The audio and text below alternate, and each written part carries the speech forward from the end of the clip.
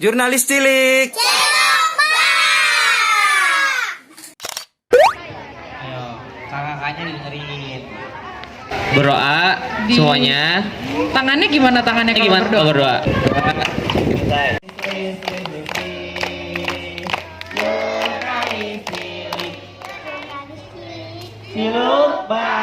Ayo panggil Kak Abramnya bareng-bareng ya. Sama-sama. Oke, Oke. ya. Satu, 1, 2, 3. Abram. Halo, ayo.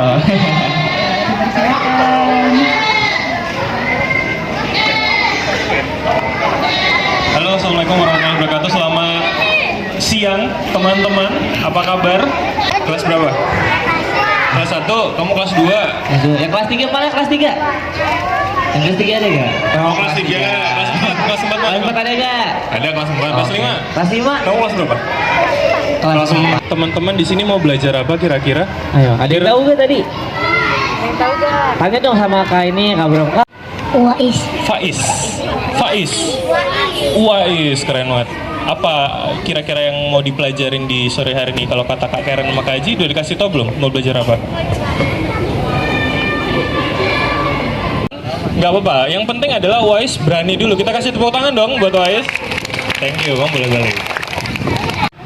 Nah, karena berita itu disampaikan lewat omongan, itu maka paling gampang berbeda dengan kalau kita baca berita misalkan di koran atau misalkan kita membaca di sosial media misalkan. Kan sekarang media.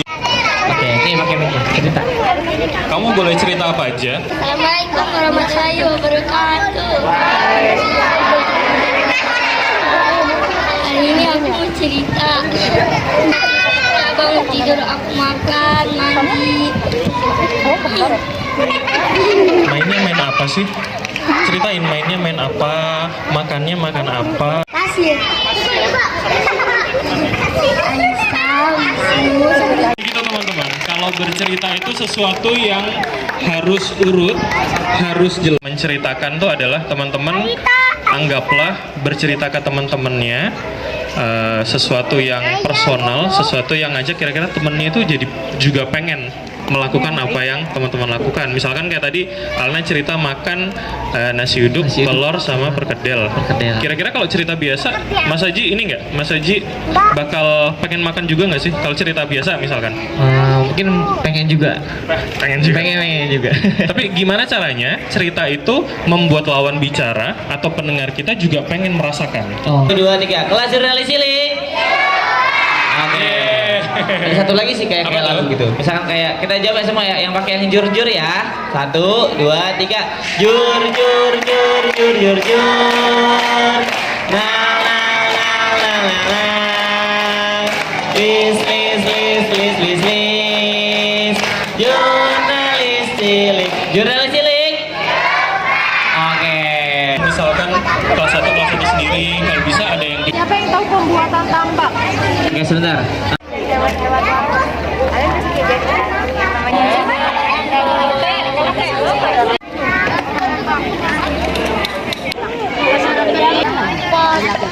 dalam menulis itu ada yang namanya 5W 1H. Ini mungkin teman-teman udah pada apa? Tulisanku jelek banget. Kemudian yang kedua adalah where, di mana, kapan. Ayo, 5W1H ada yang tahu gak? Tuh, nanti dikasih tahu sama Kak Abram. Aku tulis bentar ya.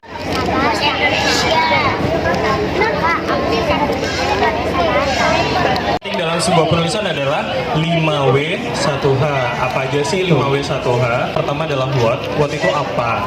Kemudian where itu di mana? When itu kapan? Why itu kenapa? Dan who itu siapa? Nah, 1H yang terakhir, yang keenam itu adalah how, gimana. Jadi ini merangkai cerita teman-teman. Jadi misalkan cerita itu cerita tentang apa sih? Misalkan aku kembali ke ceritanya Alana tadi, ceritanya soal kegiatan dia di pagi hari. Berarti itu apa? Terus siapa yang makan? Alana dan keluarganya, gitu ya. Nah, dan gimana itu prosesnya? Itu soal tadi ceritanya apa aja sih? Makannya nasi uduk, apa? Seperti ini. Ya, 1 apa? 2 adalah melakukan apa, kenapa, dan siapa. Nah, itu bisa cerita. Siapa sih? Nelayan. Apa yang dikerjakan? Nelayan ngapain kerjanya? Mancing. Selain mancing, apa caranya? Pakai pancing atau pakai jaring atau pakai apa? Pancing. Nah, kalau di mananya? Di laut. Teman-teman udah bisa. Kapan? Kalau berangkat kira-kira kapan? Malam? Subuh. Nah, ini teman-teman udah bisa ya. Berarti ini sudah mengerti ya ceritanya. Dan cerita itu nanti dibantu kakak pendamping untuk cerita keseluruhannya. Nanti monggo dirangkai lagi. Nanti tolong kakak pendamping sesuai dengan rumus atau ini tips kita ini. Nanti dibantu adik-adiknya untuk menuliskan ceritanya. Biar Apa tadi di pesisir pantai?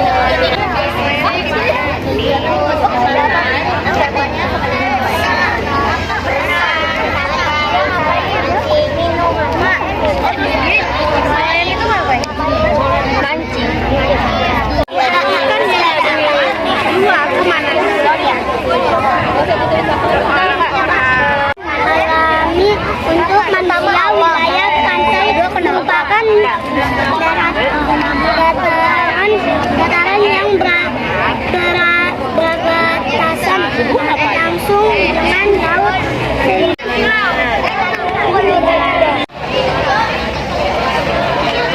Satu ya. Dari mana dulu? Nih, kelompoknya Katia nih boleh. Kak, siapa yang bakal maju? Lana, oke.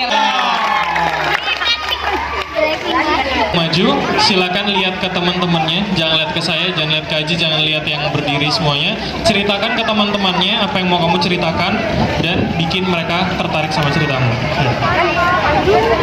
Acting.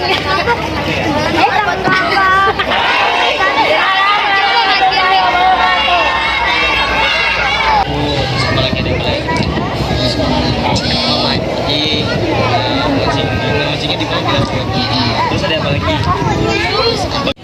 Yang seperti itu tadi yang diceritakan soal Lana, yang soal apa namanya, pakai umpan, pakai cancing, itu kan mungkin tidak semua teman-teman juga punya jawaban yang sama kan. Nah itu setiap orang akan punya perbedaan masing-masing. Nah jadi aku contohin satu ya, misalkan ya, nanti kita akan ulang lagi di Lana. Misalkan nelayan mencari ikan di laut pada berangkat di subuh. Terus kemudian kenapa dia melakukan itu? Karena untuk mencari uang. Karena nanti setelah mencari uang itu untuk makan.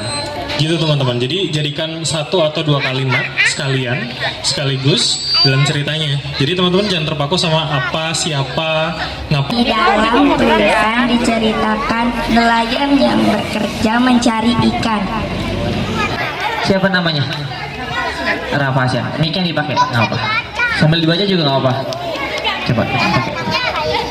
Assalamualaikum warahmatullahi wabarakatuh.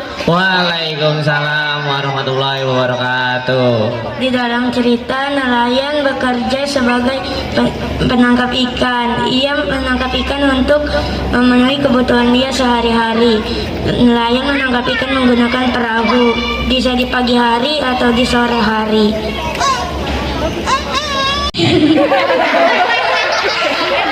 Biasanya orang-orang di sekitar pantai melakukan memancing ikan untuk dimakan dan dijual. Nelayan biasanya memancing pada saat subuh hari. Nelayan mencari ikan di laut. Orang-orang juga melakukan perdagangan di sekitar pantai untuk mendapatkan uang. Teman. Hai. Nama saya Muhammad Terpasawa. Saya akan menceritakan artikel dengan judul aktivitas di wilayah pantai. Dagangan, mereka mendapatkan hasil makanan dari laut yang mereka biasanya mendapatkan ikan dengan memancing atau menggunakan jaring. Yaitu sebagai nelayan dengan Walaupun material atau bahannya sama, tapi setiap kelompok punya ciri khas masing-masing. Ada tadi yang ngomong soal harus pakai umpan. Yang semangat terakhir nih. Ayo 1, 2, 3. Kelas jurnalis cilik. Nah. Oke. kakak, terima kasih kakak, terima kasih kami ucapkan. Terima kasih kakak. Oke, sebelumnya terima kasih untuk Kak Bram yang udah hadir hari ini membawakan materi untuk di pertemuan hari ini tentang teknik reportase. Silakan Kak, boleh kenalin diri dulu. Saya Bram Herlambang, salah satu jurnalis di salah satu media di Jakarta. Senang banget bisa gabung sama kelas jurnalis cilik hari ini karena saya bisa ketemu teman-teman yang masih muda-muda tapi semangatnya luar biasa. Apalagi tadi ngeliat teman-teman mulai belajar baca gitu ya, baca artikel, kemudian mencoba menceritakan ulang, dan ketika mendengar ceritanya ternyata menarik. Ternyata nggak cuma orang besar, anak-anak juga punya banyak cerita yang beda-beda tiap anaknya. Jadi itu menjadi insight baru buat saya sebagai seorang jurnalis juga, bahwa ternyata nggak cuma orang dewasa aja yang punya perspektif, tapi anak-anak juga punya perspektif yang perlu didengarkan. Nah itu yang penting ya, karena kalau kita bicara soal kebutuhan anak-anak itu kan juga suatu hal yang perlu kita jadikan prioritas, walaupun mereka mungkin lebih kecil dari kita yang orang dewasa yang banyak menentukan, tapi anak-anak itu perlu kita dengar sebenarnya apa yang mereka mau, gimana cerita mereka, dan apa yang mereka butuhkan. Itu sih menurut saya. Mungkin pesan kakak untuk kelas jurnalis cilik ke depannya seperti apa? Terus berbuat baik, apalagi buat anak-anak yang kecil, terus bisa mengajarkan sesuatu hal yang baik, dan saran saya jangan cuma jadi satu pukulan doang, tapi bisa ada follow up ke depannya. Jadi apa yang diterima sama teman-teman, sama adik-adik, itu bisa di follow up, bisa diterapkan pada masa-masa sekolah mereka ke depan. Itu sih yang penting. Oke, terima kasih Kak. Sama-sama.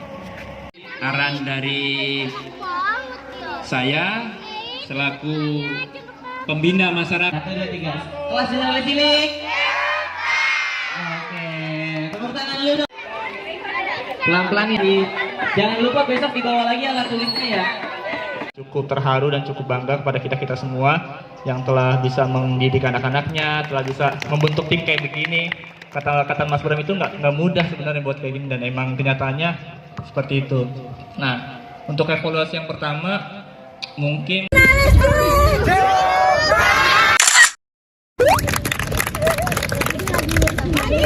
lagi